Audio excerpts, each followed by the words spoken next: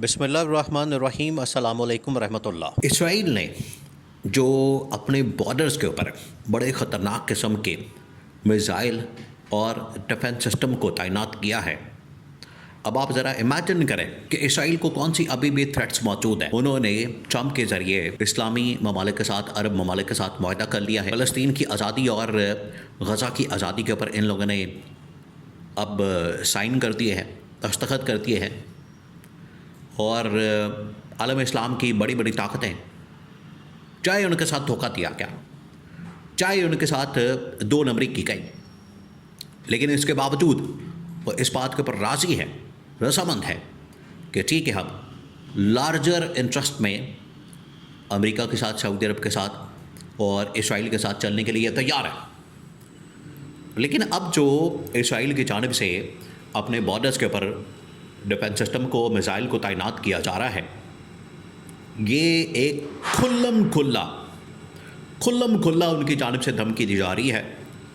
और पहला जो उसका निशाना बनना है, पहले नंबर के ऊपर जिसको टारगेट पर रखा गया है, पहले नंबर पर जिसको निशाने पर रखा गया है, वो है सऊदी अरब। देखिए, ईरान के ऊपर तो इन लोगों ने हमला कर दिया। अब आपने पूरा सीन समझना है, पूरा इसको कॉन्टेक्स्ट के अंदर समझना है, क्योंकि अब जो डेवलपमेंट होने वाली है अगले तकरीबन कोई 1 से 2 दिन के अंदर, ये दुनिया में एक नई जंग छिड़ सकती है।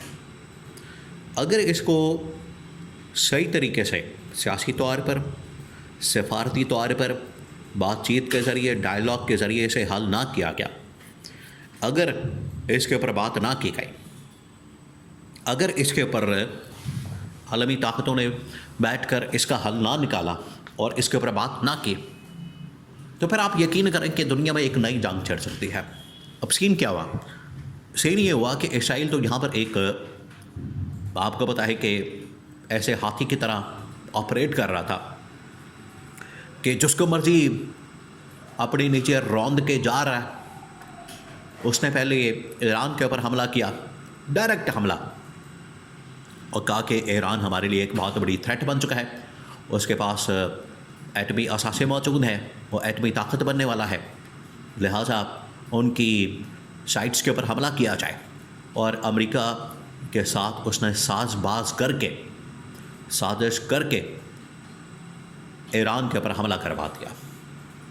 वो तकरीबन कोई 15-20 दिन जंग चली ईरान और इसराइल के दरमियान।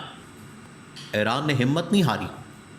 ये आप इस पूरे पॉइंट को गौर करें, इसके ऊपर ज़रा फोकस करें और सुने कि ईरान ने जिस हिम्मत का, जुर्रत का मुजाहरा किया, इसराइल ने तो सोचा ही नहीं था। अब इनका अगला निशाना था असल में सऊदी अरब। सऊदी अरब के बाद यूएई और बाकी ममालिक की तरफ इन लोगों ने जाना था, लेकिन इसराइल ने बड़ी चालाकी के साथ, मक्कारी के साथ, 2 नंबरी के साथ, धोखेबाजी के साथ कतर के ऊपर हमला कर दिया और कहा कि वहाँ पर हमास के रहनुमा मौजूद थे, हमास के लोग मौजूद थे। भाई, आप ही की वजह से तो वो वहाँ पर मुज़ाकरात करवा रहा है। अगर किसी के साथ, किसी तंजीम के साथ, लोगों के साथ मुज़ाकरात हो रहे हैं, बातचीत हो रही है, तो वो इसराइल की खातिर या अमेरिका की खातिर हो रहे हैं, ताकि अमेरिका और इसराइल को यहाँ पर तहफ़्फ़ुज़ फ़राहम किया जा सके। ये इस्लामी ममालिक की जानिब से अंदर से जो गद्दारी कर दी जाती है, ये भी किसी सूरत काबिल कबूल नहीं है। ये नहीं होना चाहिए कि आप अंदर से गद्दारी करते हैं, आप अंदर से ही अपने ब्रादर इस्लामी ममालिक के साथ गद्दारी कर, ये भी नहीं होना चाहिए। उसके सज़ा तो फिर मिली कतर को, जब वहाँ से इंफॉर्मेशन लीक हुई, वहाँ से इंटेलिजेंस लीक हुई कि यहाँ पर हमास के रहनुमा मौजूद हैं, उनके पर हमला करवा दिया। क्या कतर ने शोर मचा दिया कि नहीं, हमारी खुद मुख्तारी के ऊपर, सॉवरेनिटी के ऊपर हमला हुआ है। तो ठीक है, इसराइल ने कहा कि अगर आप ये समझते हैं तो इस पर हम माफ़ी मांग लेते हैं। लेकिन ख़तरा अभी टला नहीं। इसराइल अब ये जो डिफेंस सिस्टम ला रहा है, इसको इंस्टॉल कर रहा है, बॉर्डर के ऊपर लगा रहा है, वहाँ पर फोर्सेस को तैनात कर रहा है, वहाँ पर एयरफोर्स को तैनात कर रहा है, और वहाँ पर मिसाइल तैनात किए जा रहे हैं। वो मिसाइल जो कि एटमी सलाहियत रखते हैं, एटमी वॉर हेड लचाने की सलाहियत रखते हैं, उनको यहाँ पर लगाने का मकसद क्या है? मकसद आपने समझना है। मकसद ये है कि यहाँ से सऊदी अरब को एक थ्रेट दी जाए, सऊदी अरब को एक पैगाम दिया जाए, सऊदी अरब को बताया जाए कि अगर आप डिप्लोमेटिकली आलमी सतह के ऊपर हमारे साथ जो माहदे हैं, एग्रीमेंट्स हैं, उनको तस्लीम करने से इनकार कर देंगे, उनको नहीं मानेंगे, उनके ऊपर हाँ में हाँ नहीं मिलाएंगे, हमारे साथ नहीं चलेंगे, अगर आपकी जानिब से इस तरह की कोई बात की गई, हरकत की गई, तो हम फ़ौरन आपके ऊपर हमला कर देंगे। ये है थ्रेट बहुत बड़ी। अब आप समझिए इस बात को। अब आपको समझ आई कि इसराइल ये थ्रेट कर रहा है सऊदी अरब को कि अगर आपने हमारे माहदे ना माने, अगर आपने हमारे माहदों को तस्लीम ना किया, हमारे माहदों के ऊपर अमल दरामद ना किया, और ये जो एग्रीमेंट हुआ है अमेरिका के साथ, इसके ऊपर ना चले, तो सबसे पहले हम सऊदी अरब के ऊपर हमला करेंगे, क्योंकि सऊदी अरब इस सारे मामले को लीड कर रहा है। अब सऊदी अरब को पता चल गया, सऊदी अरब को अंदाज़ा हो गया कि ये इनकी जानिब से एक बहुत ही ख़तरनाक और ख़ौफनाक स्टेप लिया गया। सऊदी अरब भी अब सीधा हो गया। सऊदी अरब ने कहा कि ठीक है, अगर ये बात है तो हम भी फिर तैयार हो जाते हैं। अब सऊदी अरब ने इसराइल को निशाने पर रख लिया है।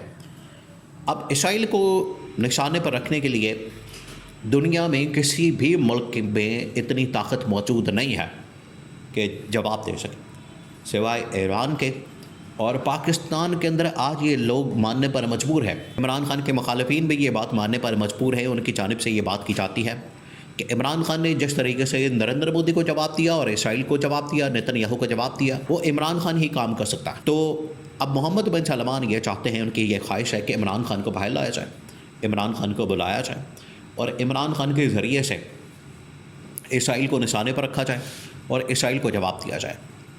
ना सिर्फ इसराइल को, नेतन्याहू को आलमी सतह के ऊपर बेनकाब किया जाए, और ये जो उनकी जानिब से defence system, missile system, borders के ऊपर अपनी फ़ौजें तैनात की जा रही है और इनकी जानिब से यहाँ पर इन फ़ौजों को लगाया जा रहा है, अगर ये इसी तरह से एक थ्रेट बरकरार रहती है तो फिर हमें भी इसराइल को जवाब देना और इसराइल को निशाने पर रखना है और इमरान खान के प्रोटेक्शन के मुताबिक हमने जवाब देना।